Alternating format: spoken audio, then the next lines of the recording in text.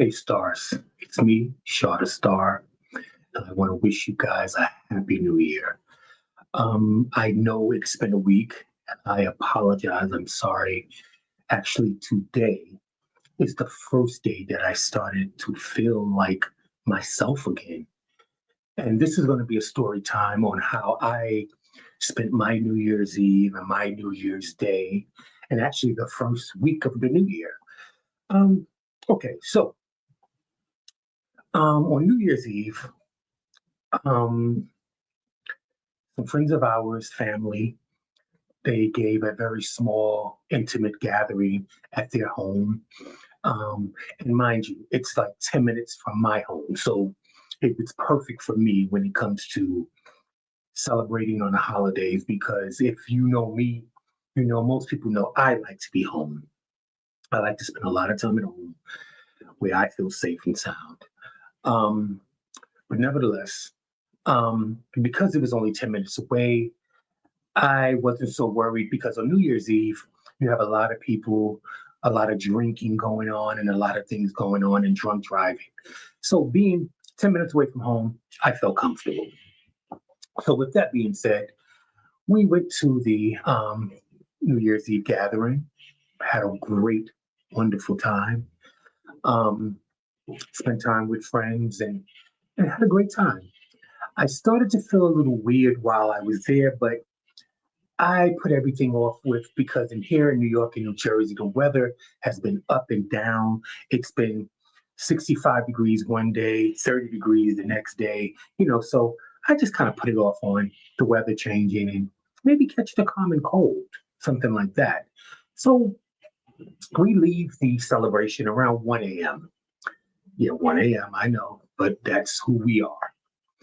And we get home, and within me being home for maybe 35, 45 minutes, I really started to feel worse and worse. And I didn't know why. So I'm in my closet, taking off clothes, actually trying to rearrange my closet again. Because when I tell you I tear up a closet when it comes down time to get dressed and go out, and it takes me days to get it back in order, if I even put it back in order. But that's what I was in the midst of doing. And the next thing that I know, I'm being woken up by my partner asking me, "Am I okay?" and whatever. I'm like laid flat, face first on my closet floor. Thank God it's carpeted. Not knowing what occurred, what happened. And he started to, how are you? Do you want to go to the hospital? And I'm like, no, this is the first day of New Year's. It's like 2 o'clock in the morning. The ER is not a place where I would want to be at this time. I said, really, I just want to get in bed. And as I go to get up off the floor, I just start vomiting, just crazy. And he's thinking that maybe I had too much to drink where we were at, but tried to explain to him I didn't really drink a lot and I definitely didn't eat a lot because I started to feel weird while I was there. And I just kind of sat in one place. I enjoyed the company, I enjoyed the gathering, but I kind of just sat still and just tried to not ruin anyone's night, with complaining of not feeling bad or feeling good. Just stayed in one place. And that's where it was. So I was put to bed. Um, when I woke up in a few hours, I couldn't even explain to you how I felt. It felt like I was hit by a truck. It just felt like I didn't know what was going on. So the first thing, now that we've been in lockdowns and COVID, the first thing we do is go and pull out COVID tests to take COVID because we were in a group a few days before New Year's Eve as some birthday celebration. And then we were at this thing. So, we took our COVID tests and we came back negative, no COVID. So I'm like, okay, so this is just really a common cold. And because of the weather. And here in New York and New Jersey, the weather had been so up and down, meaning one day it's 65, 68 degrees, and the next day it's 28 degrees or 30 degrees. So I kind of put everything off on that. So I said, I'm just going to thug it out a little bit. But again, I just kept feeling worse and worse. And at this point, I felt like I had a fever. So I went to the emergency room. We got in the car, took me to the emergency room. By the time I got to the emergency room, I could barely walk. Um, so he let me out. They got me into the hospital. He went and parked the car, and they took me in immediately. I had a fever of 102. So they put me into a private room. And of course, they do the same thing pretty much that I did. They wanted to run COVID tests, they ran everything. And after running the test, of course, again, I was negative for COVID, but, and I didn't have pneumonia, but the test came up that I had the flu. Okay. Now, mind you, I'm a person of a certain age. I've had the flu once or twice in my life, and I never remember it feeling like this. Okay.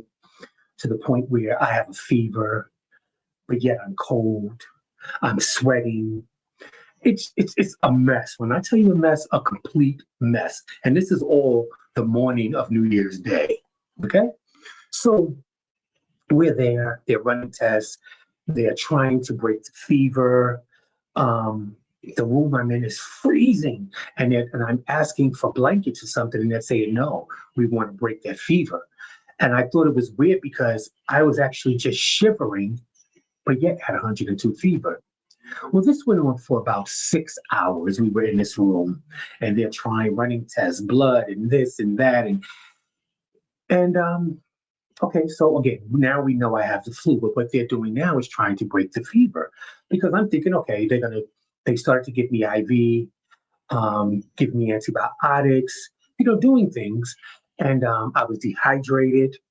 So they started to give me fluids like that.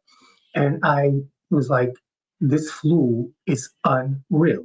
And I'm going to stop for a second because, guys, seriously, don't take your health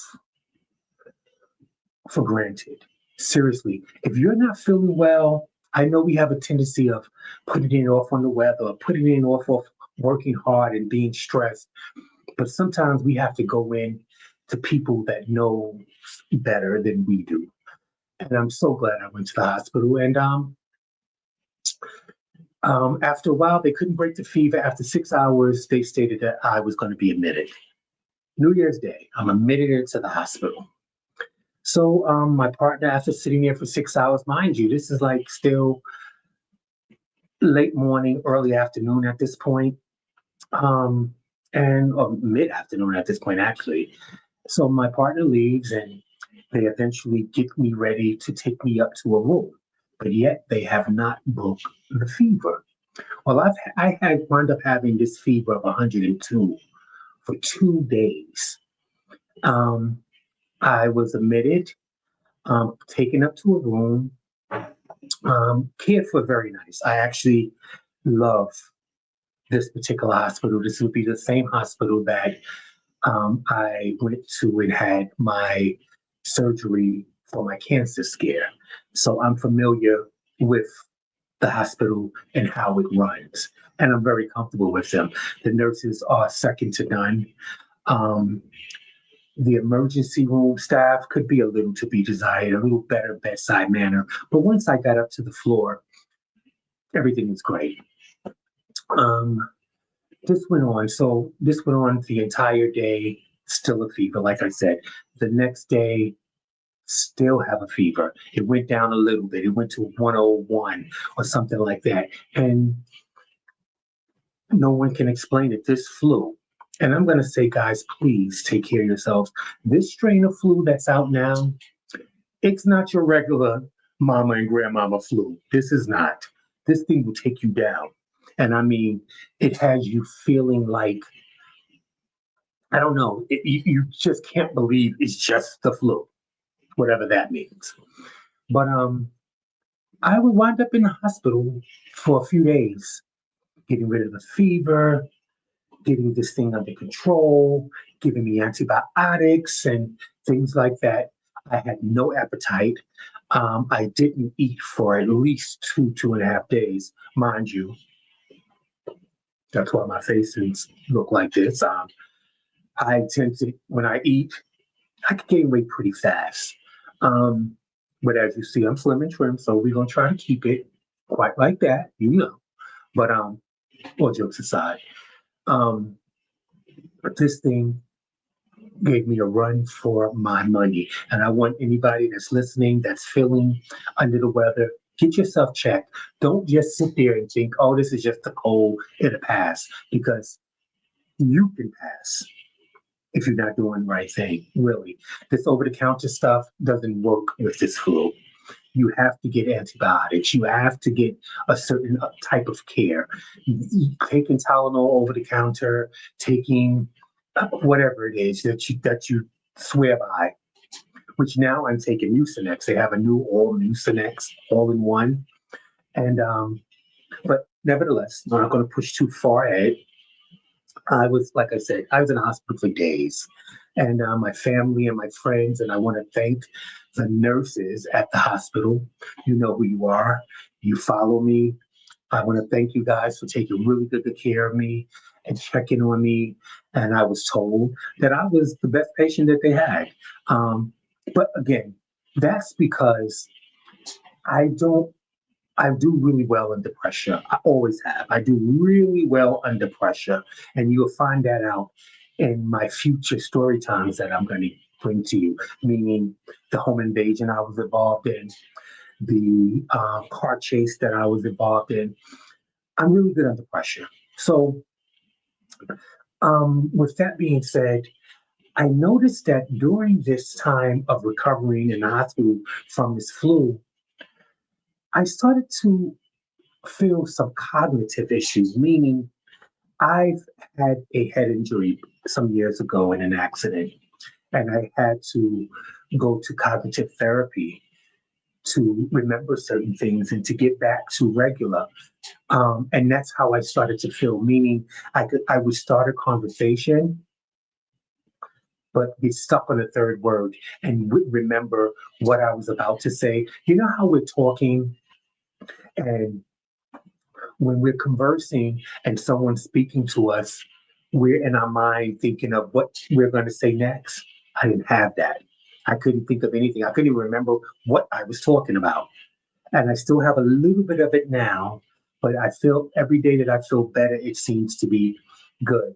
Now, they told me that when I have a appointment within the next week or so, with my primary, and they wanted me to go see a neurologist because I've had a head injury before.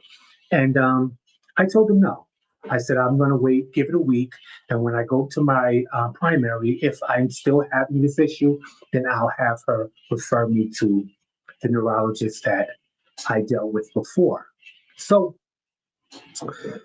um, this was very traumatic for me because I thought when you hear flu that it would be sore throat, upset stomach, a little discombobulation or whatever. But guys, this flu is not a game.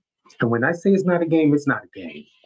Um, my partner had a slight case of it. It lasted a few days, but he never got to the point where I got. Um, Other people that I know that has the flu now. They tried to stay home and thug it out as long as they could, but eventually they wound up going to the hospital. You had to go to the hospital. It's something that you can't always deal with it on your own. It depends on how you got it, how long you've had it, and some of the medication. If they catch the flu, if you've started receiving symptoms within the first 1 or 2 days, and they have things they can give you that will cut down the time, but at certain that works for some people and it doesn't work for everyone. But I can honestly say today is the first day that I actually started feeling like myself. And I want to thank my friends. I want to thank my family. I actually want to thank people that looked after me and taken care of me, including my spouse and including I have nurses in my family, and a few of them were sick with this flu. Okay. And everyone knows that doctors and nurses are the worst patients. They're the ones that stay home and think they can handle it. But then after a while, they had to get their butt up and get to the hospital as much as everybody else. So, but it really means a lot to me because I want to thank my cousin, Dr. Sorry, guys. I want to thank my cousin and her husband, the bishop, I'm sorry, my cousin, Dr. Gatlin and Bishop Gatlin. They're always in my corner. They're always checking on me. When I told you what happened to me on Christmas, they're in Long Island, I'm in New Jersey, and all I have to do is tell them if I'm having an issue. And the bishop and the doctor is sending someone to New Jersey or someone that's in New Jersey to rectify whatever the situation is. That's just what it is. But this one, I just had to thug it out. I didn't want anyone else to be sick with it. And they sent me the biggest, in the midst of them calling me every day and checking on me while I was in the hospital. And even when I got home, Dr. Gatlin called me and wanted to know because she knew that my partner had started feeling some symptoms, but it never got as bad as me. I want to send you guys some food. What do you guys want? And we were fine.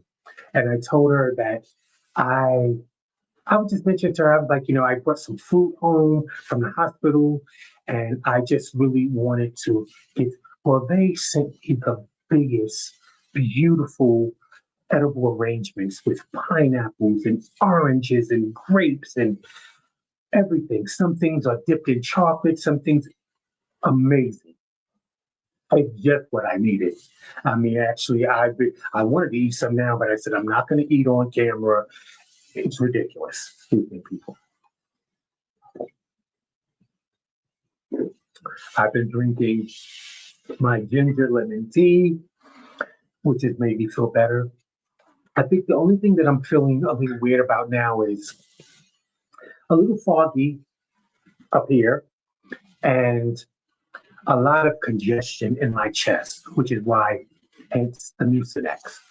But I thank God for feeling so much better. And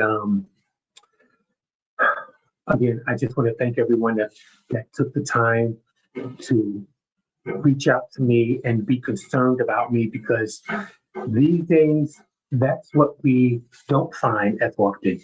People don't have concern, or they think, again, when they say check on your strong friend, well, I'm normally a strong friend that don't be checked up on, but that's okay because my life is set up in a manner where I'm not alone. I have people around me and people in my corner, and I much rather look after others, to be honest with you. That's part of my ministry. If I have a ministry, that would what it would be. My grandmother and people that know my grandmother, my family, it's about service to others.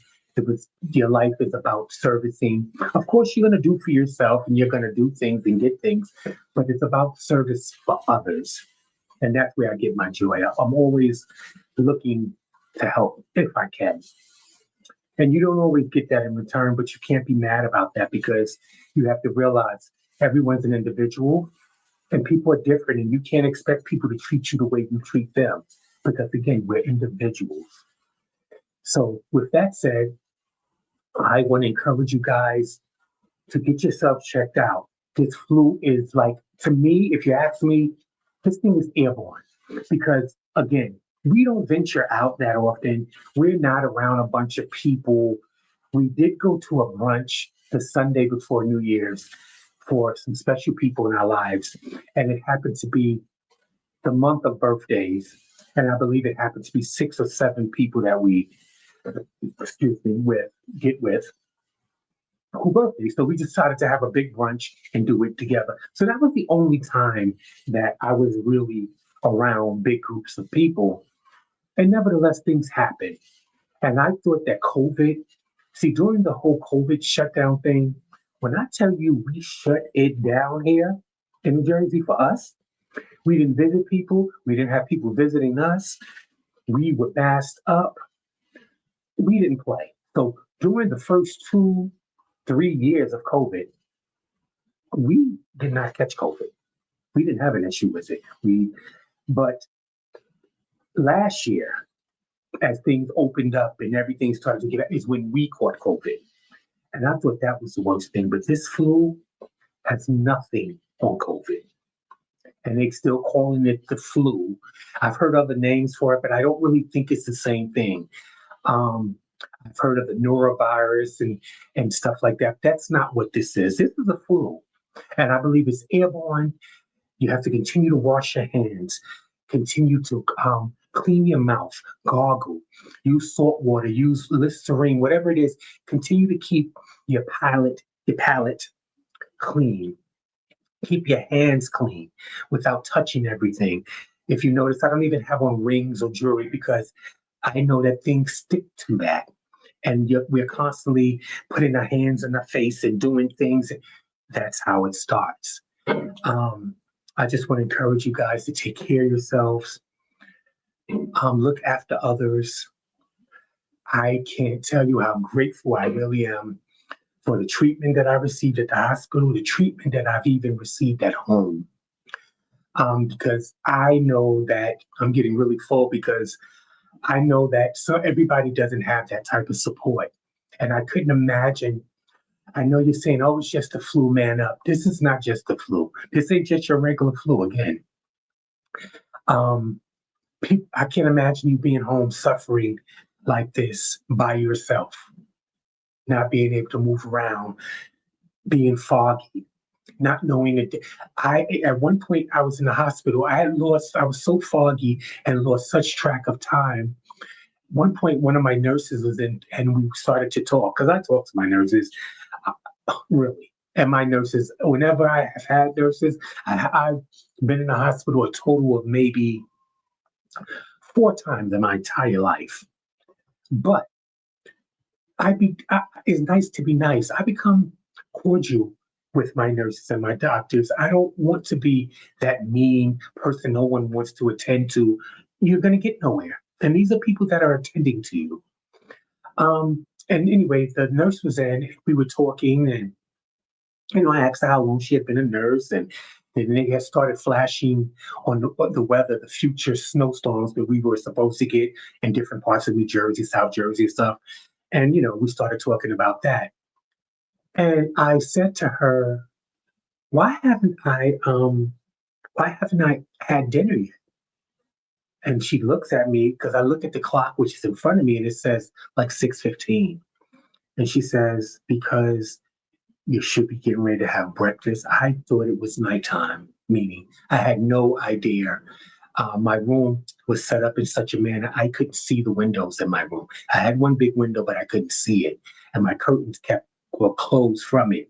So I had no sense of timing. I didn't know if it was day or night. I didn't know if I was in the hospital 2 days, 4 days. I had no sense of time. I would be talking and just pass out sleep because that's how this thing have you. You just get so exhausted to the point where you're not just tired, you feel depleted, like you have nothing else to give.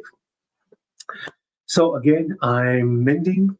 Today is the first day I really started to feel a lot better, and I'm not going to take advantage of that. I'm still going to do everything that I need to do and get my rest because I want to be back to myself so I can get back to business with you guys.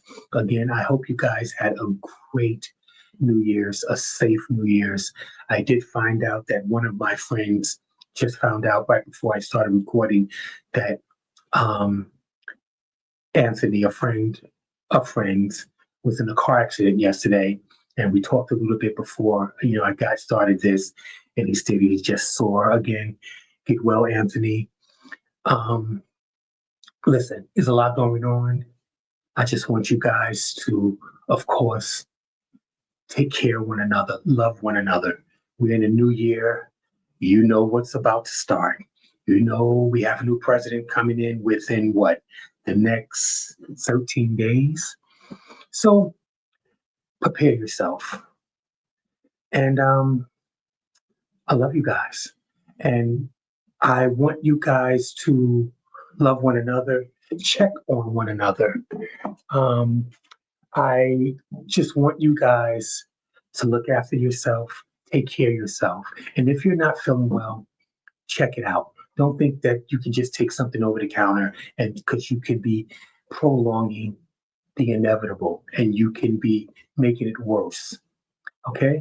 So stay intentional, be intentional. I love you guys, and I will get back to you as soon as I can.